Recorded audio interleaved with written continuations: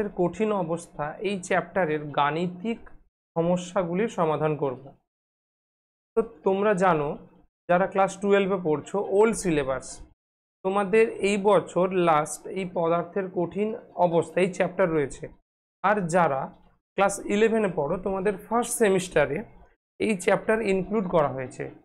So this chapter is very much important for both the classes, for class 11 and class 12। তো তাহলে তোমরা এই চ্যাপ্টারের আমরা বেসিক ম্যাথ কি কি টাইপের হতে পারে বা ম্যাথগুলো কিভাবে আমরা সলভ করব, সেই টেকনিকগুলো আজকের ক্লাসে আমরা ডিসকাস করব। তাহলে চলো শুরু করা যাক, লেটস ফোকাস। ঠিক আছে, স্টার্ট করা যাক। তো ফার্স্ট ম্যাথ সলভ করার আগে যে ফর্মুলাগুলো আমাদের দরকার হবে সেগুলো আমি তোমাদের সামনে স্ক্রিনে দিয়ে দিয়েছি, তোমরা দেখতে পাচ্ছ। প্রয়োজনীয় গাণিতিক সূত্রাবলী। তো গাণিতিক সূত্রাবলী কি কি? ফার্স্ট দেওয়া আছে রো ইকুয়াল টু mz/na³, অর্থাৎ কি কি কোন টার্ম কি রিপ্রেজেন্ট করছে? রো রিপ্রেজেন্ট করছে ঘনত্ব। কিসের ঘনত্ব? একক কোষ। জেড রিপ্রেজেন্ট করছে কণার সংখ্যা। কিসের? একক কোষে। এবং এন কি রিপ্রেজেন্ট করছে? অ্যাভোগাড্রো সংখ্যা, যার ভ্যালু তোমরা জানো। অ্যাভোগাড্রো সংখ্যা ভ্যালু অবশ্যই সবাই জানো, 6.022 ইন্টু 10⁻23। তো ক্লিয়ার? নাও এ কিউব মিনস আয়তন। কিসের আয়তন? একক কোষের আয়তন। তবে এ কি রিপ্রেজেন্ট করছে?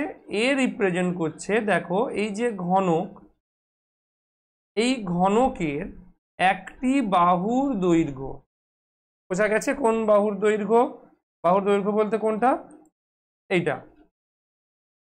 এই যে আমি ব্ল্যাক দিয়ে মার্ক করে দিচ্ছি। ঠিক আছে, তো চলো এবার নেক্সট ফর্মুলাতে আসা যাক। নেক্সট আসছি প্যাকিং দক্ষতা। প্যাকিং দক্ষতা কি? প্যাকিং দক্ষতা হলো কণা দ্বারা অধিকৃত মোট আয়তন ডিভাইডেড বাই একক কোষের আয়তন। ক্লিয়ার? এইবার আমি তোমাদের একটা লিস্ট করে দিয়েছি যেখানে কোন ধরনের একক কোষের প্যাকিং দক্ষতা কত, কণার সংখ্যা কত এবং কণার ব্যাসার্ধ ও একক কোষের বাহুর দৈর্ঘ্যের মধ্যে কি সম্পর্ক থাকে। তোমরা এটা নোট ডাউন করে নিও। ক্লিয়ার? তো কি কি আছে? সরল ঘনকাকার হলে প্যাকিং দক্ষতা কত হবে? 52%। কণার সংখ্যা কত হবে? একটি, এবং ব্যাসার্ধ এবং বাহুর দৈর্ঘ্যের মধ্যে সম্পর্ক হবে R=a/2। তবে অবশ্যই মনে রাখতে হবে এই যে ফর্মুলা যেগুলো লিখেছি এইগুলো মৌলিক কোনো কেলাসের ক্ষেত্রেই প্রযোজ্য হবে। ক্লিয়ার? মৌলিক কেলাস। যখন আয়নীয় কেলাস হবে তখন তার ক্ষেত্রে এই যে ফর্মুলাগুলো লেখা হয়েছে এই ফর্মুলাগুলো জাস্ট একটু পাল্টে যাবে। ঠিক আছে, সেটা কি আমরা নেক্সট দেখছি। তো চলো নেক্সট স্লাইডে কি আছে দেখো। আয়নীয় যৌগের ক্ষেত্রে যেটা বলেছিলাম সেটাই, আয়নীয় ব্যাসার্ধ এবং একক কোষের বাহুর দৈর্ঘ্যের মধ্যে কি সম্পর্ক রয়েছে। যদি সরল ঘনকাকার হয়, একটু আগে আমরা সেখানে কি দেখেছিলাম দেখো, সরল ঘনকাকার হলে এখানে কি ছিল? R=a/2, অর্থাৎ একটি কণার ব্যাসার্ধ, এই যে একটি কণা, এইটা একটি কণার ব্যাসার্ধ কি হবে? এই যে এ ব্ল্যাক দিয়ে যেটা মার্ক করা আছে, এই যে এ, তার অর্ধেক। ক্লিয়ার? কিন্তু যখন আমরা আয়নীয় যৌগের ক্ষেত্রে দেখছি তখন দেখো RC mean, what does RC mean? RC represent ক্যাটায়নের ব্যাসার্ধ। ক্যাটায়নের ব্যাসার্ধ মানে রেডিয়াস। ক্লিয়ার? এবং RA রিপ্রেজেন্ট অ্যানায়নের ব্যাসার্ধ। অ্যানায়নের ব্যাসার্ধ। ঠিক আছে, তাহলে একটু আমরা ডিফারেন্স দেখতে পেলাম। এবার আসি দেহকেন্দ্রিক ঘনকাকার ল্যাটিসের ক্ষেত্রে কি ডিফারেন্স হবে। সেখানে কি ছিল? 4R=, সরল ঘনকাকারের ক্ষেত্রে দেখলাম ডিফারেন্সটা কি। দেহকেন্দ্রিক ঘনকাকার ল্যাটিসের ক্ষেত্রে তোমরা শুধু ফর্মুলাগুলো লিখে রাখো, এইগুলো আমরা নিউমেরিক্যালস যখন সলভ করব সেখানে খুব কাজে আসবে। ঠিক আছে, আমি আর এগুলো বলে সময় নষ্ট করছি না, তোমরা এগুলো দেখে নিজেরা একটু নোট ডাউন করে নাও। ক্লিয়ার? আর একটা আমাদের এখানে ইম্পর্টেন্ট, সেটা হচ্ছে কি আয়নীয় কেলাসের গঠন কেমন হতে পারে। তো আয়নীয় কেলাসের গঠন কিসের উপর নির্ভর করবে?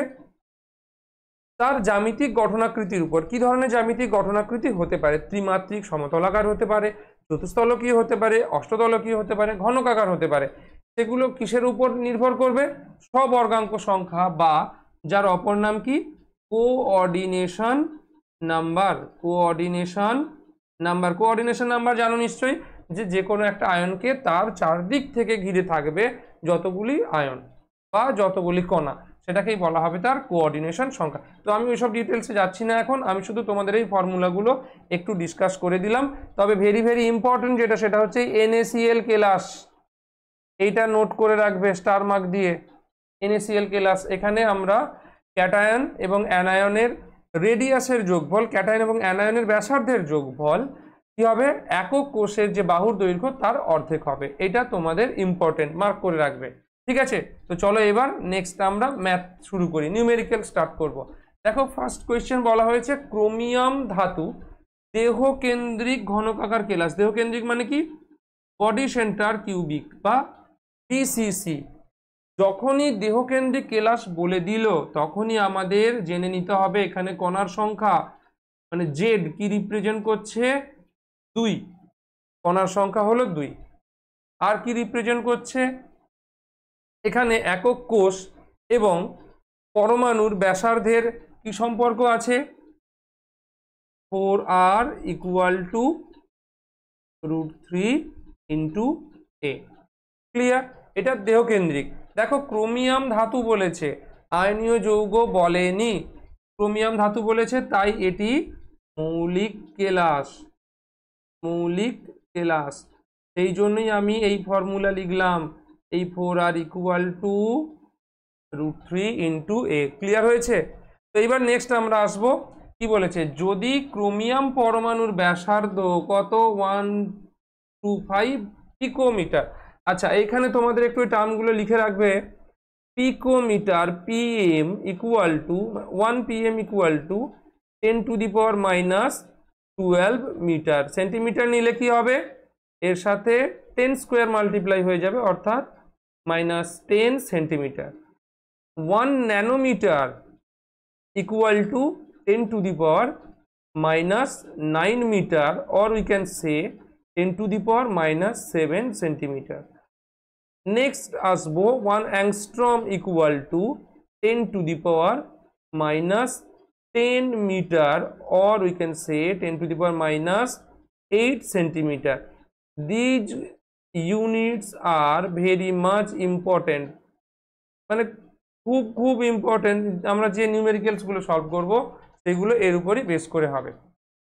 ঠিক আছে, এখানে দেওয়া আছে পিকোমিটার। তো আমাদের যদি যেখানে যেমন রিকোয়ারমেন্ট হবে, যদি পিকোমিটার থেকে সেন্টিমিটার যেতে হয় সেন্টিমিটার যাব, যদি মিটার কনভার্ট করতে হয় কনভার্ট করব। ক্লিয়ার? তো এইবার আমরা নিউমেরিক্যালসে আসছি। তা যদি ক্রোমিয়াম পরমাণুর ব্যাসার্ধ দেওয়া আছে, অর্থাৎ কি দেওয়া আছে? ভ্যালু অফ আর দেওয়া আছে, কত? 125 পিকোমিটার।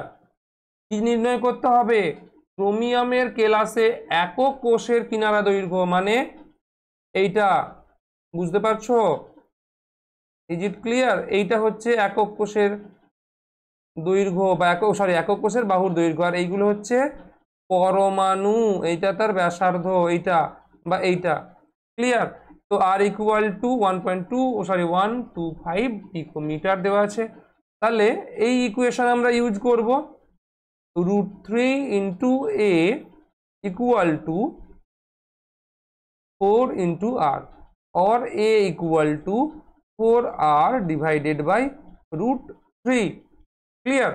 তো এবার আমরা ইকুয়েশনের ডেটাগুলো বসিয়ে দেব।4 √3 × 125। দেখো এখানে আমরা পিকোমিটার ইউনিটেই রেখে দেব, কোনো চেঞ্জ করব না। তো এর ভ্যালু কি আসবে তোমরা ক্যালকুলেট করবে। আমি এখানে ক্যালকুলেট করে রেখেছি, তাই বসিয়ে দিচ্ছি। 288.67 picometre. Clear? This is the answer. Okay, আশা করি এই প্রবলেমটা তোমাদের কাছে ক্লিয়ার হয়েছে। নেক্সট চলো, নেক্সট কি আছে, অ্যালুমিনিয়ামের কেলাস পৃষ্ঠকেন্দ্রিক ঘনকাকার প্রকৃতির। পৃষ্ঠকেন্দ্রিক মিন কি বলেছে, পৃষ্ঠকেন্দ্রিক মানে ফেস সেন্টার অর এফসিসি। যখনই পৃষ্ঠকেন্দ্রিক বলবে সেখানে জেড ইকুয়াল টু কি হবে, মানে কণার সংখ্যা হবে 4 এবং তার সাথে একক কোষের বাহুর দৈর্ঘ্য এবং পরমাণু ব্যাসার্ধের মধ্যে কি সম্পর্ক হবে, 4r equal two √2 into a।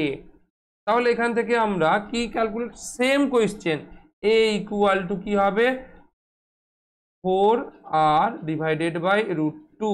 এর অ্যান্সার তোমরা নিজেরা ক্যালকুলেট করবে। এটা তোমাদের থাকলো HW। Clear?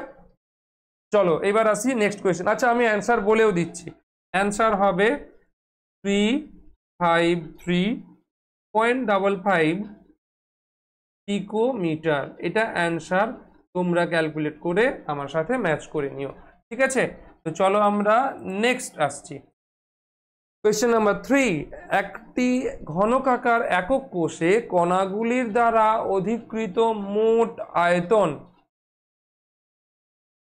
5 × 10⁻³ centimetre cube. Next কি বলেছে, যদি একক কোষের বাহুর দৈর্ঘ্য 0.407 ন্যানোমিটার হয় তবে উক্ত একক কোষে কণার সংখ্যা কত হবে। তো কণার সংখ্যা কত হবে আমরা একটু আগেই বলেছিলাম কিভাবে ক্যালকুলেট করতে পারি। দেখো কণার সংখ্যা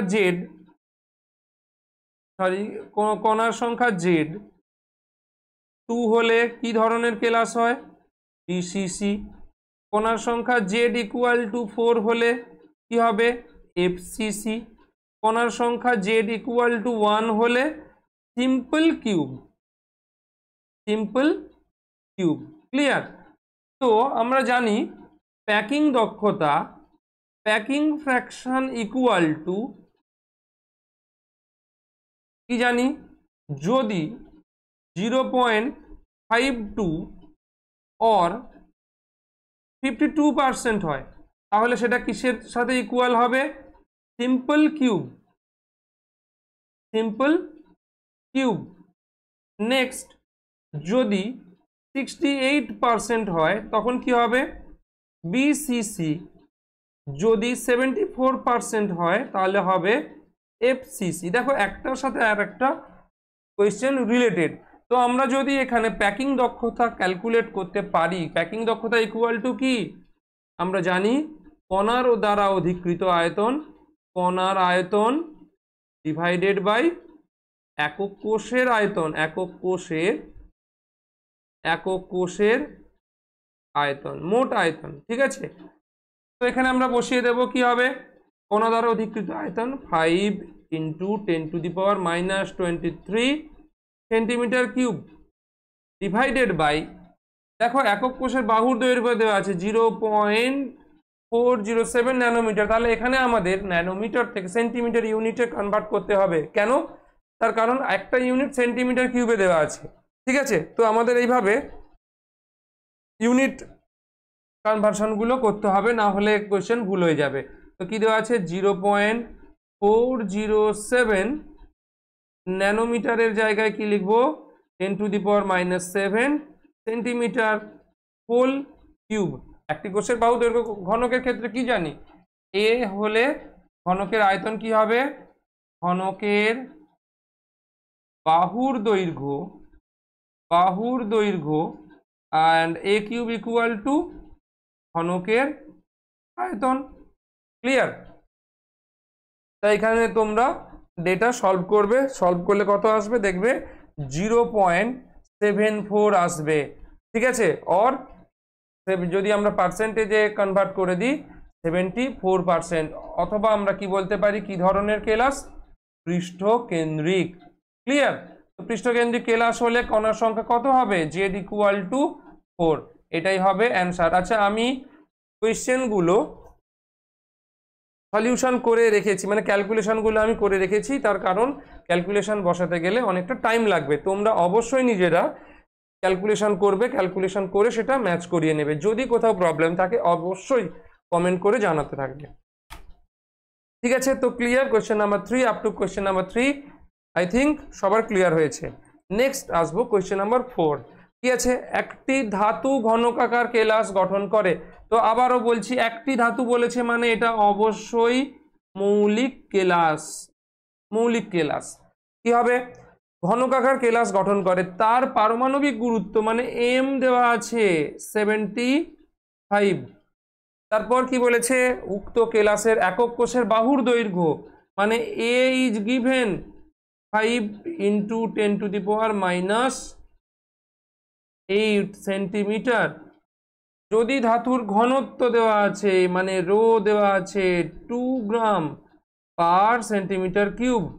ওকে, পারমাণবিক ব্যাসার্ধ কত হবে? তাহলে ভাবো, পারমাণবিক ব্যাসার্ধ নির্ণয় করতে হবে।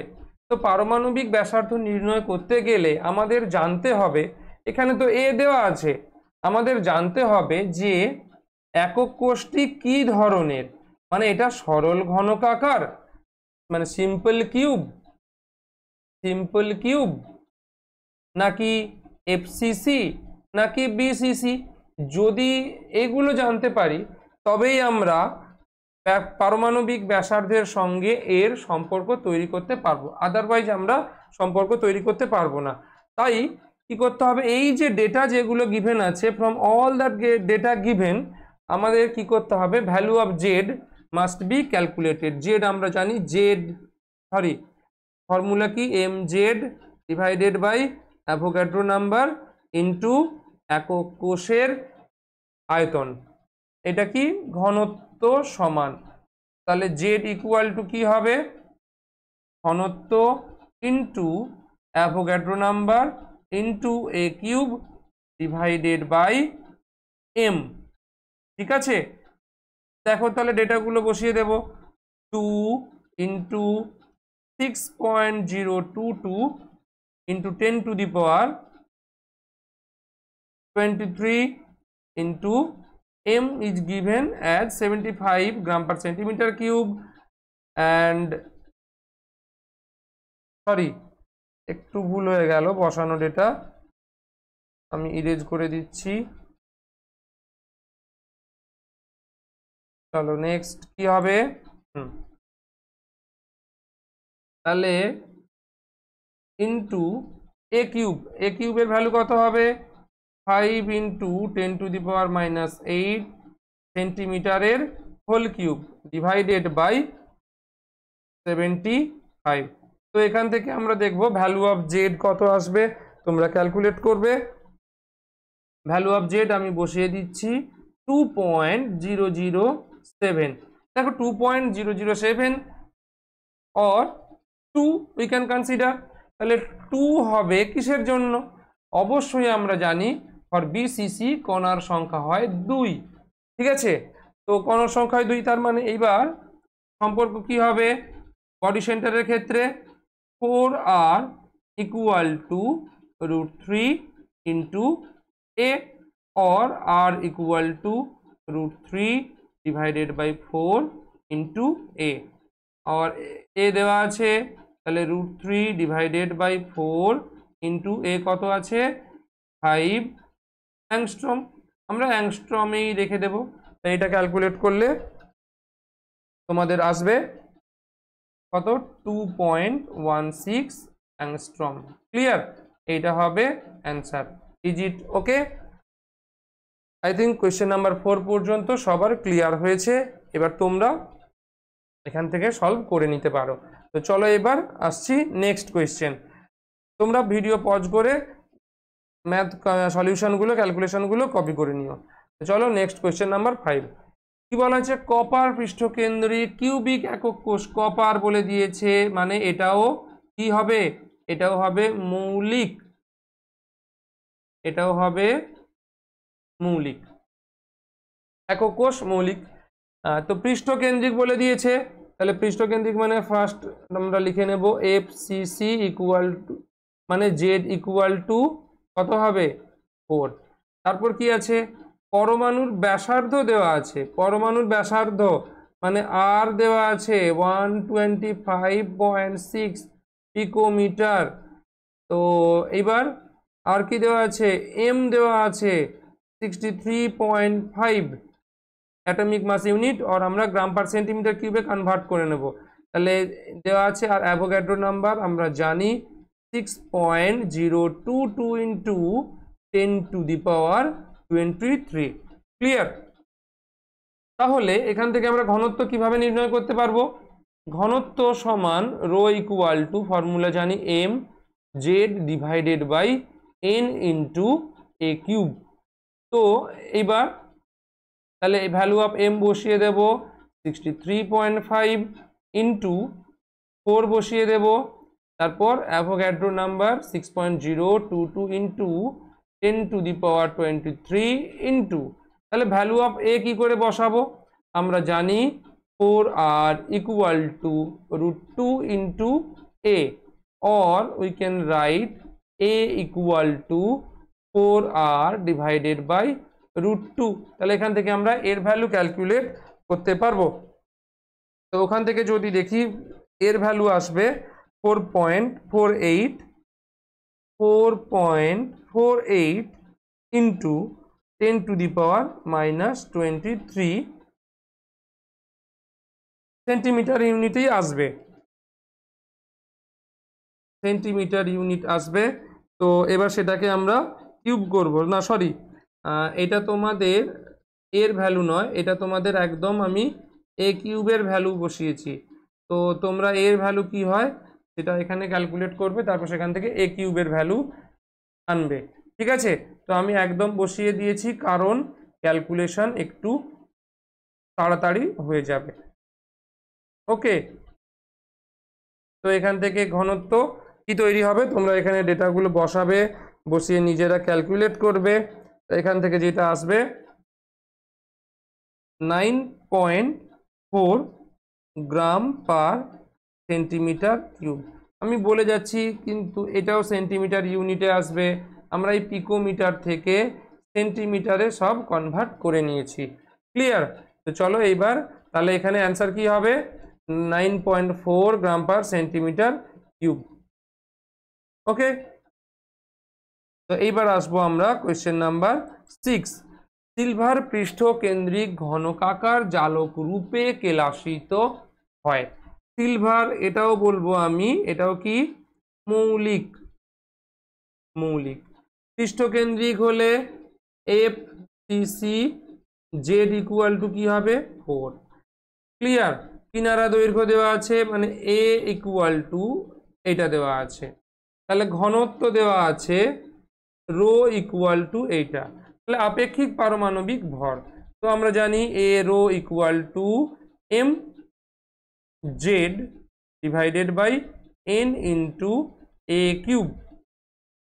দেখো এখানে ডিরেক্ট কিনারা দৈর্ঘ্য, মানে এখানে ডিরেক্ট এ দেওয়া আছে, তোমাদের আর কোনো রকম কোনো কষ্ট করতে হবে না, শুধুমাত্র ইকুয়েশনটা সাজিয়ে নিলেই অ্যান্সার চলে আসবে। M equal to rho into N into A cube divided by Z. ঠিক আছে?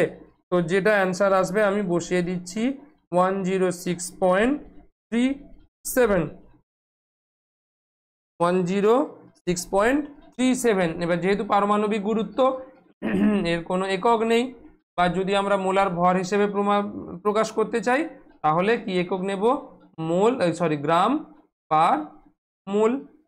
ক্লিয়ার? এইটা হবে অ্যান্সার। ঠিক আছে? আই হোপ কোয়েশ্চেন নাম্বার 6 পর্যন্ত সবার ক্লিয়ার হয়েছে। তোমরা নিজেরা, আমি সবই বসিয়ে দিচ্ছি, দেখো সব ডেটা এক এক করে বসানো আছে, তোমরা নিজেরা একটু চেষ্টা করলেই এগুলো সলভ করতে পারবে। কেমন? তো চলো এবার নেক্সট কোয়েশ্চেন, কোয়েশ্চেন নাম্বার 7। ঘনকাকার জালক গঠন করে কেলাসিত হয় এমন একটি মৌল, বলে দিয়েছি মানে মৌলিক পদার্থ। ঘনত্ব দেওয়া আছে, এটা কি ঘনত্ব, ঘনত্ব মানে ভ্যালু অফ রো। একক কোষের বাহুর দৈর্ঘ্য এ দেওয়া আছে, দেখো এটা পিকোমিটার ইউনিটে দেওয়া আছে, তো আমাদের কি করতে হবে 250 ইন্টু 10⁻⁻10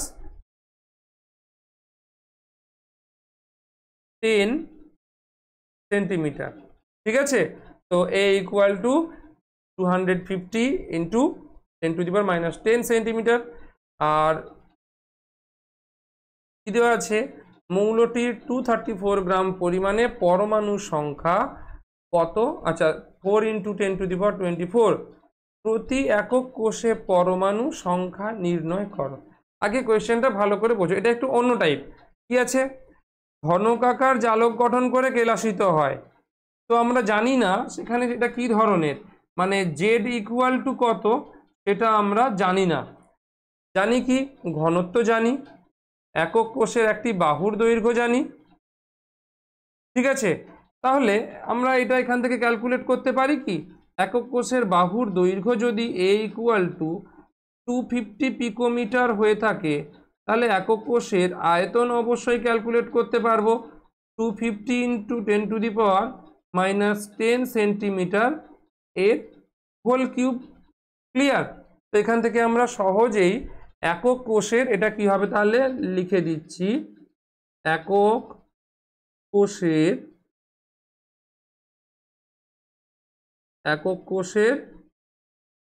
আয়তন। ঠিক আছে, আমরা একক কোষের আয়তন পেয়ে যাব। তো একক কোষের আয়তন যদি পেয়ে যাই, তারপর কি হবে দেখো, একক কোষের আয়তন আমি এখান থেকে কত পাবো, 1.56 ইন্টু 10⁻⁻22 গ্রাম। আচ্ছা দাঁড়াও 1 মিনিট, আমি এটাকে একটু সোজা করে লিখে দিই।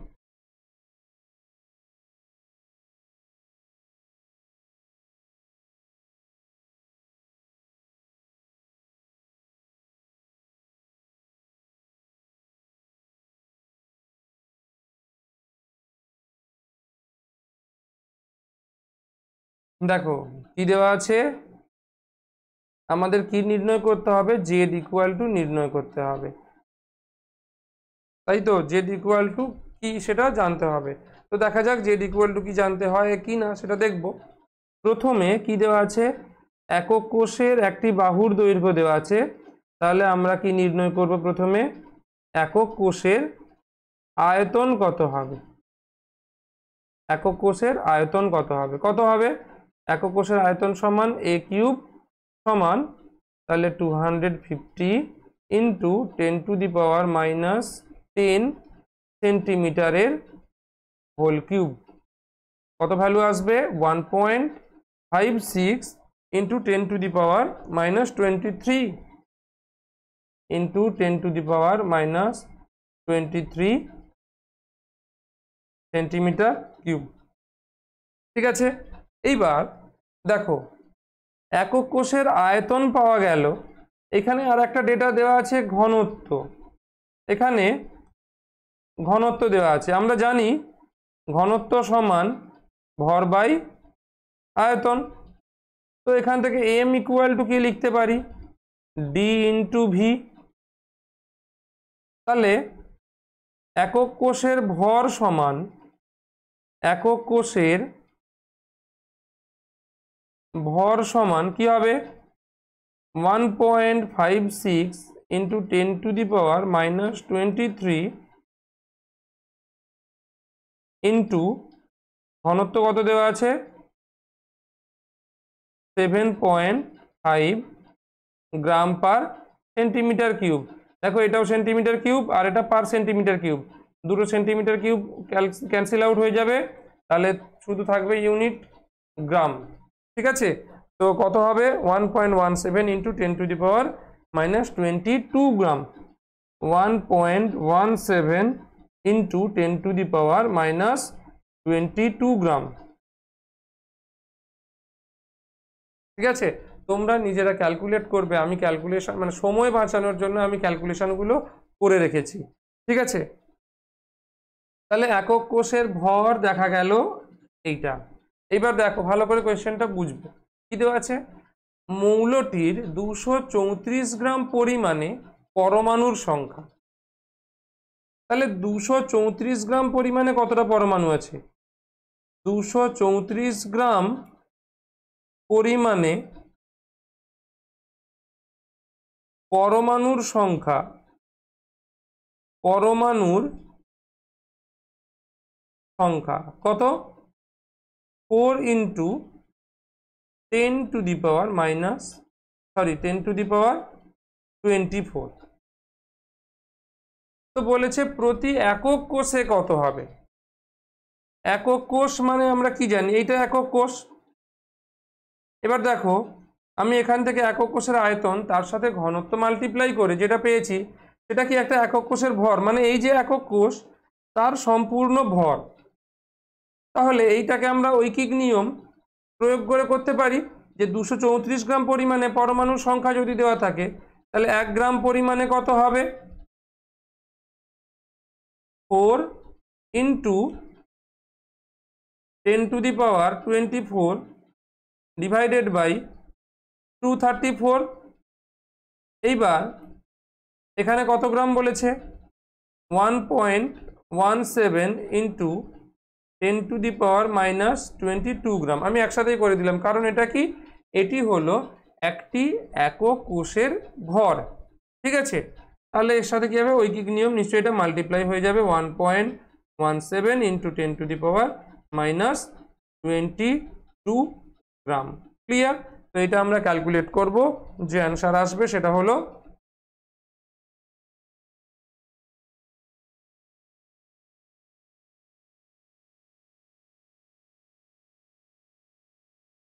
2.003।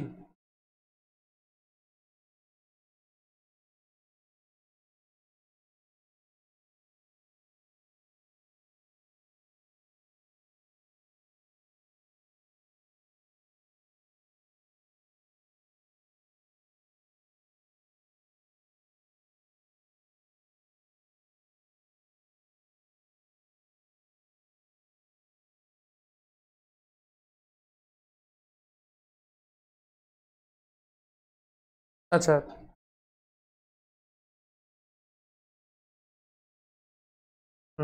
তাহলে প্রতি একক কোষে পরমাণুর সংখ্যা কত হলো? 2.003, और আমরা অ্যাপ্রক্স কি বলতে পারি? 2। তাহলে এই যে একটি একক কোষ পাওয়া গেল, এই একক কোষে কণার সংখ্যা কত? 2। ঠিক আছে, তাহলে এইটা হবে আমাদের অ্যান্সার। এবার যদি তোমাদের জিজ্ঞেস করা হয় যে এই একক কোষটি কি প্রকৃতির, সহজেই বলতে পারবে যেহেতু কণার সংখ্যা 2, তাহলে এই একক কোষটি কি হবে? দেহকেন্দ্রিক একক কোষ। ঠিক আছে, তাহলে এবার আমরা আসবো কোয়েশ্চেন নাম্বার, আচ্ছা 7 কমপ্লিট হয়ে গেল, এবার আমরা আসবো কোয়েশ্চেন নাম্বার 8। কি আছে কোয়েশ্চেন নাম্বার 8?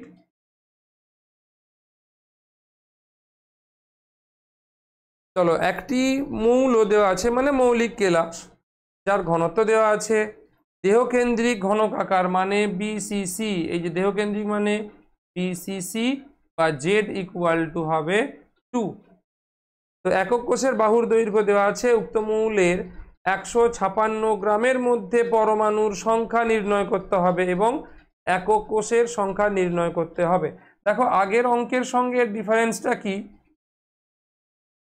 আগের অঙ্ক দেখো প্রতি একক কোষে পরমাণুর সংখ্যা, দেখো প্রতি একক কোষে পরমাণু মানে কি, যেহেতু এটা মৌলিক পদার্থ তাই প্রতি একক কোষে যতগুলো কণা থাকবে সেটাই তার পরমাণুর সংখ্যা। এই জন্য আমরা কি করেছি, একক কোষের আয়তন, একক কোষের আয়তনের সঙ্গে ঘনত্ব মাল্টিপ্লাই করে একক কোষের ভর নির্ণয় করেছি। সেই একক কোষের ভর সেই পরিমাণের মধ্যে কতগুলো পরমাণু থাকে সেটা আমরা এখান থেকে ক্যালকুলেট করে দিয়েছি। ঠিক আছে, তো আমরা সেখান থেকে এখানে পরমাণুর সংখ্যা আর মৌলের কণার সংখ্যা সে দুটোই একই। কিন্তু যখন আমরা নেক্সট কোয়েশ্চেন আসবো, এটা একটু অন্য ধরনের। এখানে কি বলা হয়েছে, উক্ত মৌলের 156 গ্রামের মধ্যে কতটা পরমাণু আছে, সেখানে বলে দিয়েছিল যে একটা সার্টেন অ্যামাউন্টের মধ্যে কিছু সংখ্যক পরমাণু আছে, কিন্তু এটা তোমাকে ক্যালকুলেট করতে হবে যে ওই 156 গ্রামের মধ্যে কতগুলো পরমাণু আছে। তার জন্য আমাদের কি করতে হবে, তার জন্য আমরা একটা জিনিসই জানি। দেখো ক্লু হিসাবে এটা আমি তোমাদের আগেই বলে দিচ্ছি কি, অ্যাভোগাড্রো সংখ্যা পরমাণু থাকে কোথায়, যে কোনো পদার্থের আণবিক গুরুত্ব বা পারমাণবিক গুরুত্বের মধ্যে। অর্থাৎ আমরা বলতে পারি যদি কোনো মৌলের পারমাণবিক গুরুত্ব m হয়, মানে m পারমাণবিক গুরুত্ব বিশিষ্ট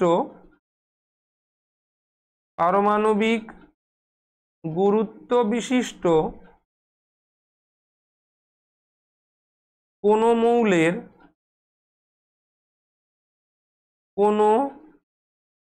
মৌলের কি হবে, m গ্রামে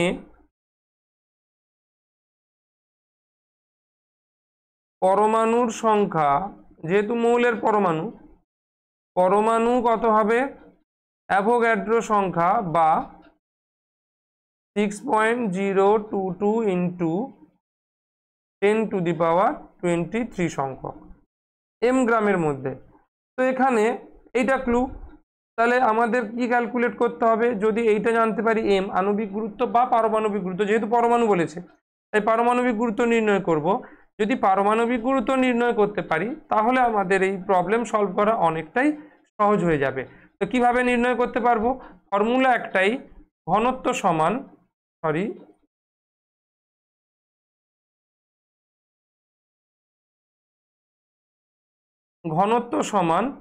মানে ঘনত্ব সমান mz divided by na cube. তো এখান থেকে আমরা কি বলতে পারি, m equal to rho into n into a cube divided by z। তো এখানে ডেটাগুলো বসাবো, 7.2 ইন্টু 6.022 ইন্টু 10⁻23 ইন্টু এ কিউবের মান কত হবে, 2.88 ইন্টু 10⁻⁻8 সেন্টিমিটার। দেখো এখানে সেন্টিমিটার হবে, হোল কিউব, অ্যাংস্ট্রম থেকে আমরা সেন্টিমিটারে লিখে নিয়েছি, ডিভাইডেড বাই, যেহেতু দেহকেন্দ্রিক বলেছে, z ইকুয়াল টু 2। তো এটা ক্যালকুলেট করলে m আসবে কত, 51। ঠিক আছে, তাহলে এবার আমরা এখানে দেখো এই সূত্র প্রয়োগ করব যে m গ্রামের মধ্যে, মানে ওইটাকে একটু চেঞ্জ করে নেব, কি m গ্রাম তো আমরা পেয়ে গেছি, তাহলে m এর ভ্যালু কত হবে, 51।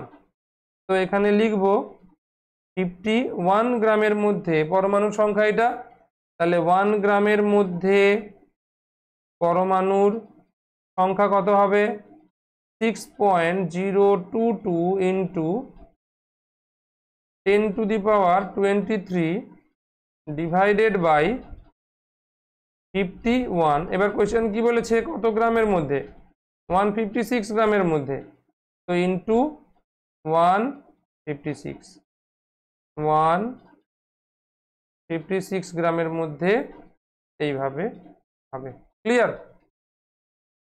আচ্ছা, এটা একটু ঠিক করে লিখে দিচ্ছি।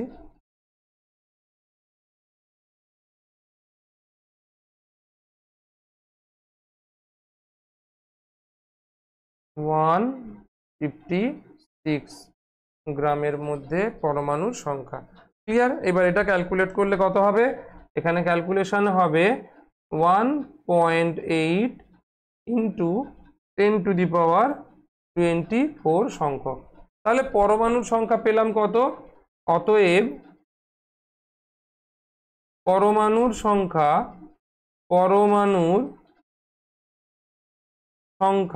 কত হলো, এটা। এইবার একক কোষের সংখ্যা কিভাবে নির্ণয় হবে, একটু আগে আমরা একটা করেছি এই টাইপের। দেখো কি হবে, পরমাণুর সংখ্যা আমরা জানি দুটি পরমাণু থাকে,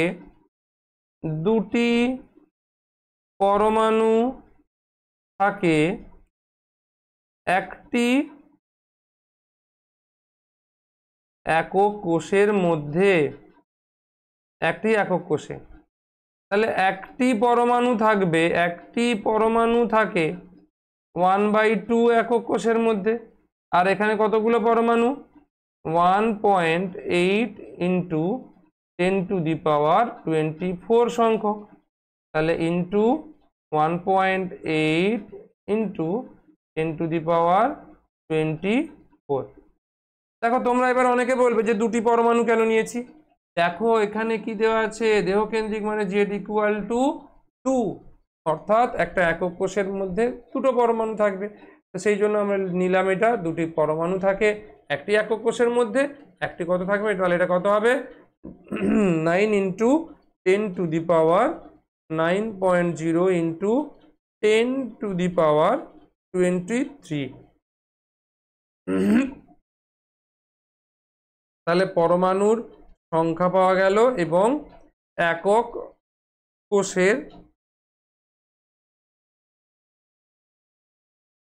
একক কোষের সংখ্যাও পাওয়া গেল। ক্লিয়ার? তাহলে আমরা কোয়েশ্চেন নাম্বার 8 সলভ করে নিলাম। ঠিক আছে, আশা করি তোমাদের এই পর্যন্ত কারো কোনো সমস্যা নেই। যদি কারো কোনো সমস্যা থাকে এবার তোমরা অবশ্যই কমেন্ট বক্সে কমেন্ট করে জানাবে। তো চলো এবার কোয়েশ্চেন নাম্বার 9। কেবিআর কে ততক্ষণ থেকে এইটারই অপেক্ষা করেছিলাম। কি কেবিআর মানে? এটা হচ্ছে আয়নীয় যৌগ। আয়নীয় যৌগের ক্ষেত্রে কেবিআর। আচ্ছা, এখানে ওই যে একটু আগে তোমাদের বলেছিলাম প্রথমে যে NaCl টাইপের কেলাস। কেবিআর প্রকৃতপক্ষে দেখো একদম প্রথমে যদি আমরা যাই তাহলে দেখতে পাবো কেবিআর হলো NaCl টাইপ। কেবিআর এটা আয়নীয় যৌগ এবং কেবিআর মানে পটাশিয়াম ব্রোমাইড হলো NaCl এর গঠন যুক্ত। ঠিক আছে, এটা কেন বললাম? তার কারণ আমরা জানি NaCl এর গঠন হলে ক্যাটায়নের ব্যাসার্ধ যুক্ত অ্যানায়নের ব্যাসার্ধ ইকুয়াল টু হবে A/2। এই জন্য এটা আগে থেকে বলে দিলাম। এবার আমরা দেখি কোয়েশ্চেন কি বলেছে। কেবিআর পৃষ্ঠকেন্দ্রিক ঘনক আকার। তাহলে গিভেন কি কি আছে? কোয়েশ্চেন গিভেন পৃষ্ঠকেন্দ্রিক ঘনক আকার FCC और Z ইকুয়াল টু দেওয়া আছে 4। কেলাসিত হয় ঘনত্ব রো ইকুয়াল টু 2.56 গ্রাম পার সেমি কিউব। নেক্সট সংকেত ভর। আয়নীয় যৌগের ক্ষেত্রে সংকেত ভর হবে কত? 119 গ্রাম পার মোল। ক্লিয়ার? আর অ্যাভোগাড্রো নাম্বার এটা তো বলার অপেক্ষা রাখে না, 6.022 ইন্টু 10⁻23। ক্লিয়ার? তো এখান থেকে আমরা কি ক্যালকুলেট করব? আচ্ছা, এ দেওয়া আছে কত? না, এ দেওয়া নেই, তাহলে আমাদের এখান থেকে এ ক্যালকুলেট করতে হবে। কারণ কি? দেখো এখানে কি বলেছে, কে প্লাস এবং বিআর মাইনাসের মধ্যবর্তী দূরত্ব। মানে এই কেলাসগুলো অ্যাকচুয়াল কেমন দেখতে হয়?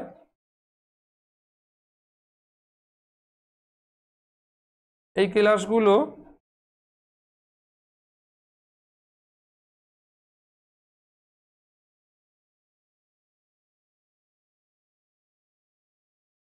এইরকম দেখতে হয়,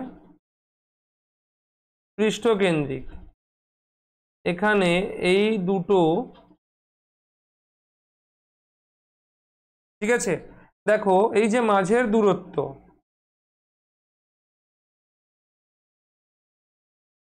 কি বলা হয়েছে?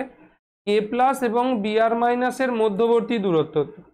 এই যে মধ্যবর্তী দূরত্ব এইখান থেকে এই পর্যন্ত, এই দূরত্বটা নির্ণয় করতে হবে। তো এই দূরত্ব কিভাবে নির্ণয় হবে? দেখো আমার এই ডায়াগ্রামটা একটু মানে তোমাদের দেখাতে অসুবিধা আছে। তো এইটা হচ্ছে আমাদের মধ্যবর্তী দূরত্ব, মানে একটা ব্যাসার্ধের সঙ্গে আর একটা ব্যাসার্ধের যোগ করতে হবে। ঠিক আছে, তো সেটা আমরা কোন সূত্র প্রয়োগ করব? এই যে এখানে আমি সহজভাবে লিখে দিয়েছি RC আর RA। ঠিক আছে, তাহলে চলো এবার সমাধান করা যাক। রেড কালার, হ্যাঁ ঠিক আছে। তাহলে এ মানে আমরা এইভাবেই ফর্মুলা লিখব কি, rho equal to mz divided by n into a cube সমান, তাহলে এখান থেকে কি ইমপ্লাই করতে পারি? a কিউব সমান কি হবে? n into rho divided by m into z।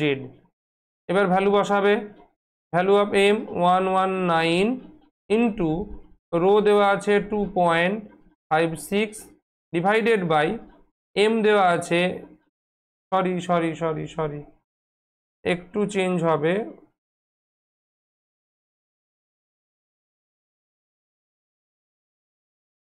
Value of N Avogadro number 6.022 into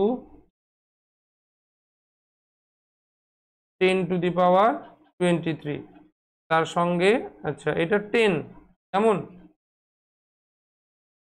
তো ডিভাইডেড বাই, আচ্ছা ক্লিয়ার করে লিখে দিই,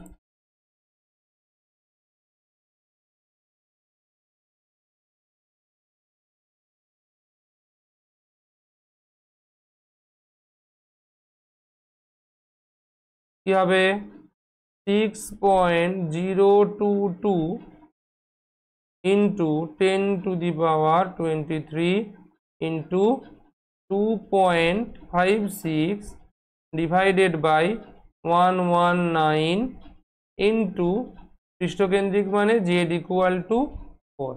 তো এটা ক্যালকুলেট করলে আসবে এ কিউবের ভ্যালু, যেই ভ্যালু আসবে তার যদি আমরা কিউব রুট নির্ণয় করি এটা আসবে ভ্যালু অফ এ। আচ্ছা এটা আমরা এইভাবে লিখব না, একটু এইভাবে লিখব, এ নির্ণয় করবে,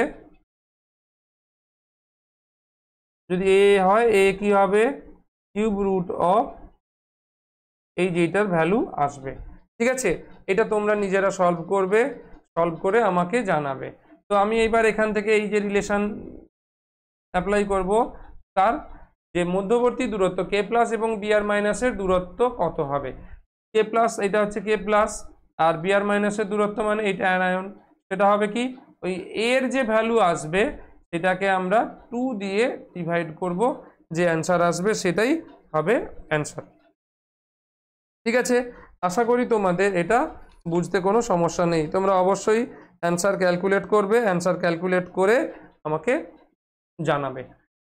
ঠিক আছে, তো এখান থেকে এর যে ভ্যালু আসবে এর ভ্যালু আমি লিখে দিচ্ছি না হয়, এর ভ্যালু কত আসবে 6.75 ডিভাইডেড বাই 10⁻⁻8। ঠিক আছে, তো সেখানে এখানে তোমরা ভ্যালু বসাবে, তাহলে আর সি প্লাস আর এ মানে কে প্লাস এবং বিআর মাইনাসের মধ্যবর্তী দূরত্ব কত হবে, এইটা ডিভাইডেড বাই এটা ডিভাইডেড বাই, ক্লিয়ার। ঠিক আছে, আশা করি কোনো ডাউট নেই। তো এবার আসি নেক্সট কোয়েশ্চেন, কোয়েশ্চেন নাম্বার 9। আচ্ছা কোয়েশ্চেন নাম্বার 10।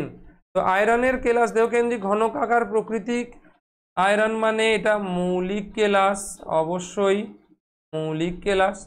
দেহকেন্দ্রিক মানে জেড ইকুয়াল টু হবে 2। একক কোষের বাহুর দৈর্ঘ্য দেওয়া আছে মানে এ দেওয়া আছে, ঘনত্ব দেওয়া আছে 7.85, অ্যাভোগাড্রো সংখ্যার মান নির্ণয় করতে হবে।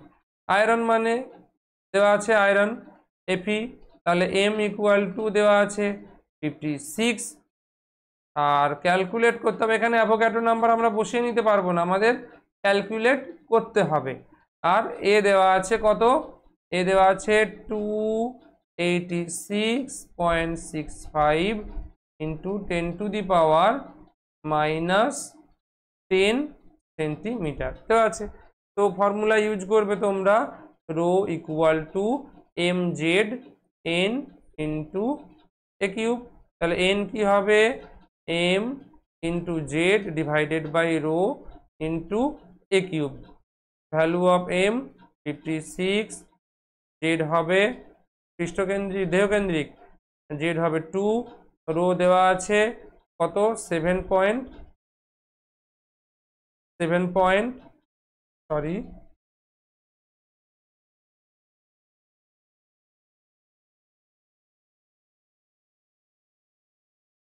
দেওয়া আছে 7.85 ইন্টু এ কিউবের ভ্যালু, এই টার্মটার কিউব করবে 286.65 ইন্টু 10⁻⁻10 সেন্টিমিটারের হোল কিউব। এইটা অ্যাভোগাড্রো নাম্বার ক্যালকুলেট করবে। ঠিক আছে, অ্যাভোগাড্রো নাম্বার তোমরা জানো 6.022, অলমোস্ট এইরমই আসবে। ঠিক আছে, তাহলে এটা থাকলো তোমাদের HW। ক্লিয়ার? তো চলো এবার কোয়েশ্চেন নাম্বার 11 কি আছে।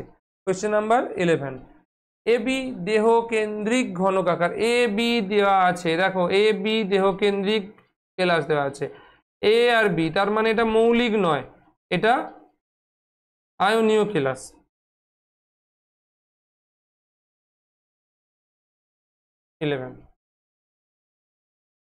এটা কি হবে?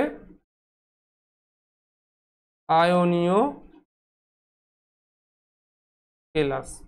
দেহকেন্দ্রিক, তার মানে value of Z equal to 2। একক কোষের বাহুর দৈর্ঘ্য, মানে এ দেওয়া আছে 3, 8, 7 PM দেওয়া আছে। তাহলে কেলাসের দুটি বিপরীতধর্মী আয়নের মধ্যে দূরত্ব, মানে এই যে এইটা এ প্লাস আর একটা মাইনাসের মধ্যে দূরত্ব। আমরা জানি দেহকেন্দ্রিকের ক্ষেত্রে কি ফর্মুলা লেখা ছিল? দেহকেন্দ্রিকের ক্ষেত্রে r C plus r A equal to কি হবে? এইটা এ, এই ফর্মুলা লেখা ছিল।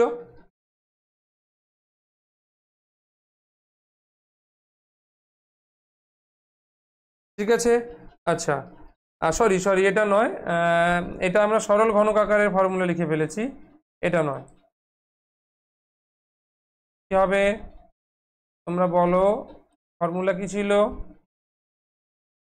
R C plus r A equal to কি ছিল? দেহকেন্দ্রিক মানে √3/2